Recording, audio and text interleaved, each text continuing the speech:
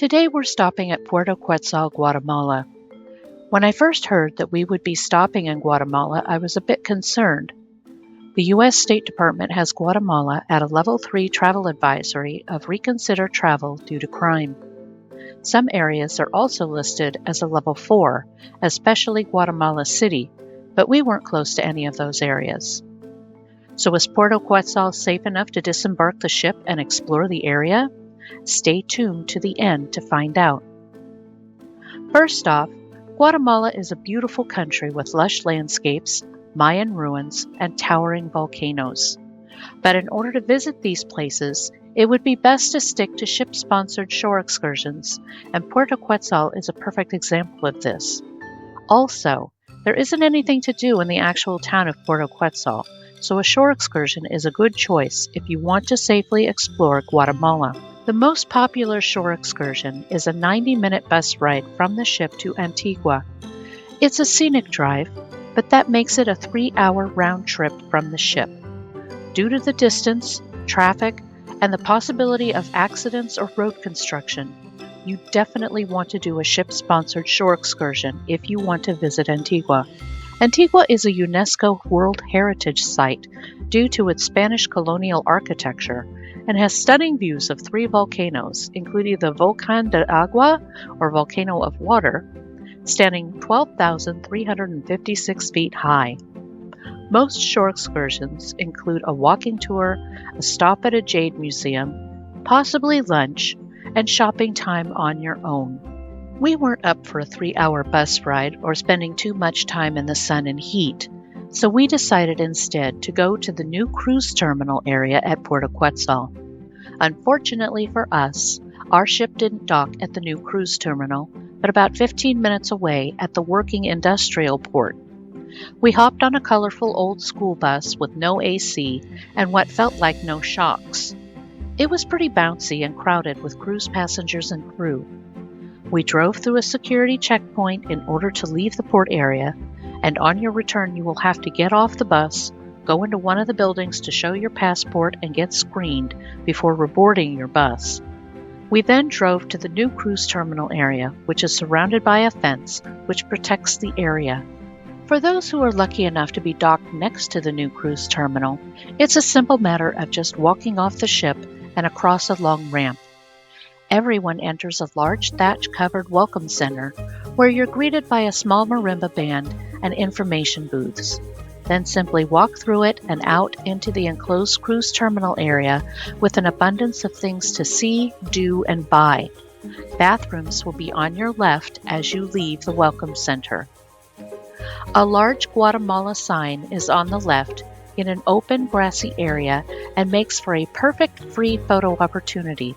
Past it, you will find an open bar ahead of you and the Jade Maya Museum and Shop on your left. Inside the Jade Museum are displays, a short video, and plenty of jade jewelry and small pieces of art for purchase at extremely reasonable rates. They speak excellent English in the shop, and they also ship to the US, Canada, and US territories. Back outside to the right of the Welcome Center as you leave it is the open-air market with dozens of stalls featuring colorful Guatemalan handicrafts, jewelry, bags, postcards, and other items. They take US dollars and many also accept credit cards. We found everyone to be very friendly, and you will be tempted at every turn. As you follow the stalls towards the back of the protected port area, you will also find more bathrooms and the exit to the shore excursion buses for those whose ship has docked at the new cruise terminal. Continuing around to the left, there's also a cigar bar behind the Jade Maya Museum for those who are interested before reaching a small amphitheater area under the trees with some piped-in music when not in use. There are some very comfortable and colorful benches to sit on and rest your weary feet in the heat. Behind this area, there's also an outdoor restaurant, although we didn't go there. We didn't spend a lot of time at the new cruise terminal area since it was hot, and we wanted to return to the comfort of our cabin and have lunch on board the ship. We went back to the Welcome Center and had to show our passports and ship IDs before we were allowed to leave the area to catch our bus back to Radiance of the Seas. So the question remains, is Puerto Quetzal a safe or scary place for your cruise? I think it can be a safe place to disembark from a cruise ship, but it's always wise to take precautions.